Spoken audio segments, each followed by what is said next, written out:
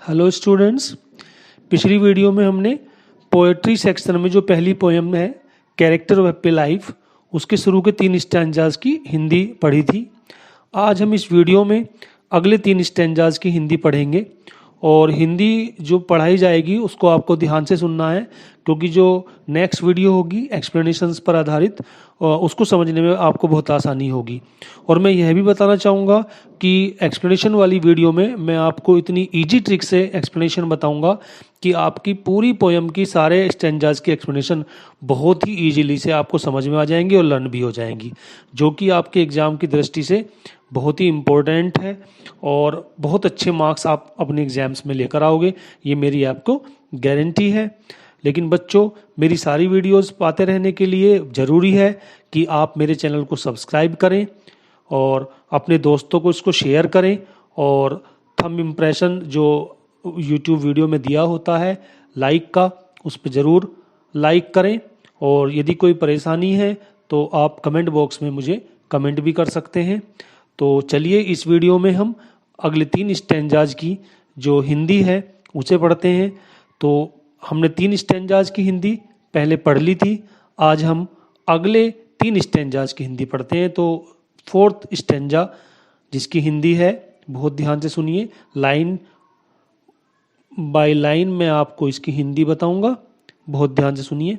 देखिए, पहली लाइन है who envies none whom chance doth raise, कि एक प्रसन्न व्यक्ति वही होता है जो किसी ऐसे व्यक्ति से ईर्ष्या नहीं करता, whom चांस डोथ रेज, जो कि भाग्यवश तरक्की कर गया हो।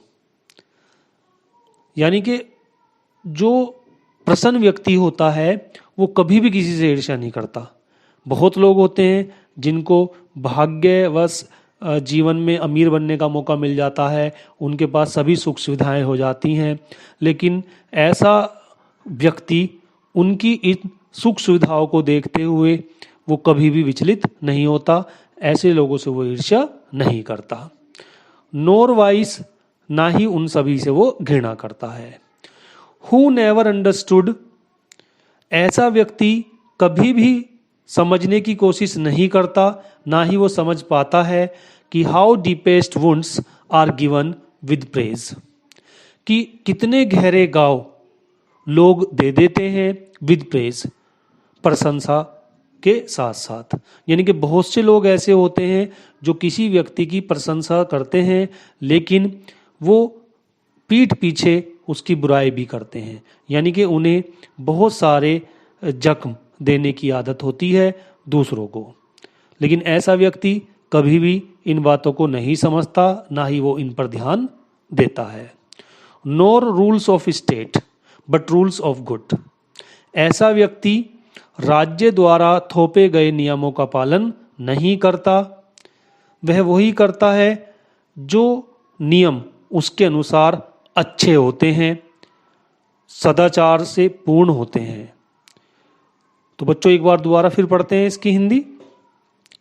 Who envies none whom chance doth raise, खुशहाल व्यक्ति किसी ऐसे व्यक्ति से कभी भी ईर्ष्या नहीं करता, whom चांस डोथ रेज, जो भाग्यवश तरक्की पा गया हो, अर्थात अमीर हो गया हो, सुख सुविधाओं से परिपूर्ण हो। नोर वाइस, ना ही वो उनसे घृणा करता है। हु नेवर अंडरस्टूड, ऐसा व्यक्ति कभी भी नहीं समझ पाता है, ना ही समझने की कोशिश करता है कि how deepest wounds are given with praise, कि कितने गहरे घाव लोग दे देते हैं प्रशंसा करने के साथ साथ। क्योंकि बहुत लोग क्या करते हैं, मुंह पर तो आपकी प्रशंसा करते हैं लेकिन बाद में वो आपकी क्या करते हैं, बुराई करते हैं। नो रूल्स ऑफ स्टेट, ऐसा व्यक्ति राज्य द्वारा बनाए गए नियमों का पालन नहीं करता, क्योंकि वह हमेशा अपनी इच्छा के अनुसार कार्य करना चाहता है, बल्कि वह उन्हीं नियमों का पालन करता है जो उसके अनुसार अच्छे होते हैं और सदाचार पूर्ण होते हैं। ये अब देखिए, ये था आपका 4th स्टैंजा। अब हम 5th स्टैंजा को पढ़ेंगे। 5th स्टैंजा की पहली लाइन देखिए क्या है, who God doth late and early pray. ऐसा खुशहाल व्यक्ति, लेट यहां पर लेट का मतलब है शाम, एंड अर्ली प्रे, और अर्ली का मतलब है सुबह। ऐसा व्यक्ति सुबह और शाम दोनों समय ईश्वर की प्रार्थना करता है। मोर ऑफ हिज ग्रेस, ईश्वर की कृपा पाने के लिए, देन गिफ्ट्स टू लैंड, ना ही उसके द्वारा दिए गए उपहारों को पाने के लिए। यानी कि ऐसा व्यक्ति ईश्वर की पूजा सुबह और शाम करता है उसका आशीर्वाद पाने के लिए, ना कि उसके द्वारा दिए गए किसी उपहार को पाने के लिए। Who entertains the harmless day, who entertains का मतलब ऐसा व्यक्ति पूरे दिन का आनंद लेता है, हार्मलेस किसी को भी हानि पहुंचाए बिना, यानी कि ऐसा व्यक्ति किसी की भी क्षति नहीं करता है और पूरे दिन का आनंद लेता है। With a well chosen book और फ्रेंड, किनके साथ, उन सभी महान लेखकों की किताबों के साथ और अपने अच्छे मित्रों के साथ। दोबारा पढ़ते हैं इसकी हिंदी को। Who God doth late and early pray, ऐसा खुशहाल व्यक्ति हमेशा सुबह और शाम ईश्वर की पूजा करता है। मोर ऑफ हिज ग्रेस, उसकी कृपा आशीर्वाद पाने के लिए, देन गिफ्ट्स टू लैंड, ना कि उसके द्वारा दिए गए उपहारों को पाने के लिए। Who entertains the harmless day, ऐसा व्यक्ति, एंटरटेन्स का मतलब होता है आनंद लेना, ऐसा व्यक्ति पूरा दिन का आनंद लेता है, हार्मलेस डे, बिना किसी को नुकसान पहुंचाए। With A well chosen book और फ्रेंड, और ऐसा व्यक्ति अपना पूरा दिन महान लेखकों द्वारा लिखी गई किताबों को पढ़ने में और अपने अच्छे दोस्तों के साथ बिताता है।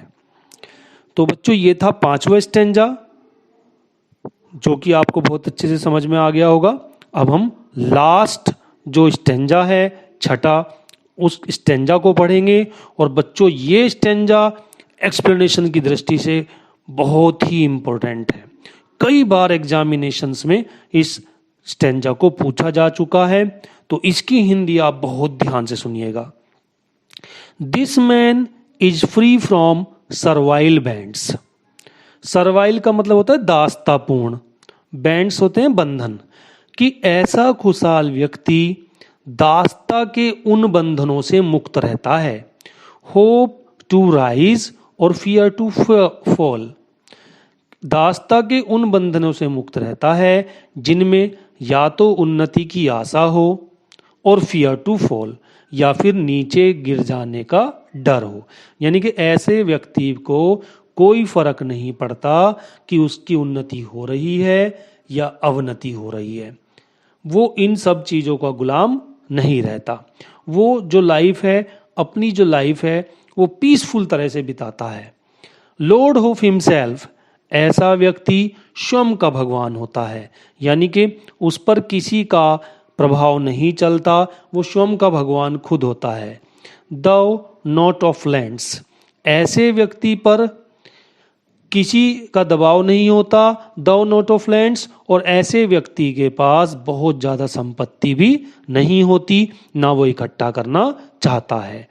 And having nothing he hath all, and having nothing, उसके पास कुछ नहीं होता, ही हैथ ऑल, लेकिन उसके पास सब कुछ होता है। दोबारा इसकी हिंदी पढ़ेंगे।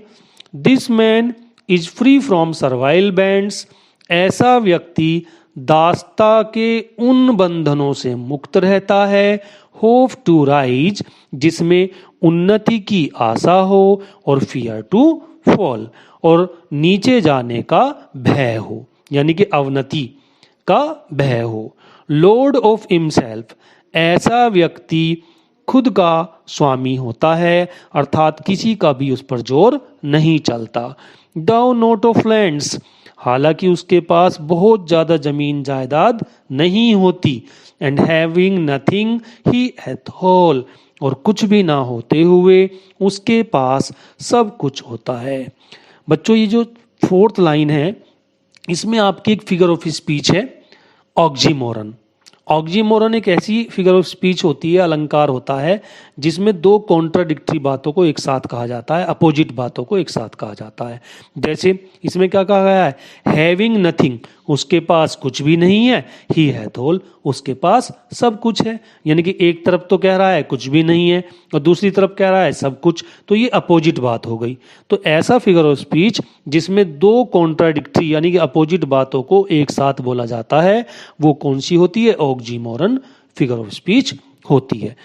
बच्चों वैसे तो मैं आपको फिगर ऑफ स्पीच की एक अलग वीडियो दूंगा, लेकिन यहाँ पर क्योंकि ये फिगर ऑफ स्पीच थी इसलिए मैंने आपको इसको एक्सप्लेन कर दिया।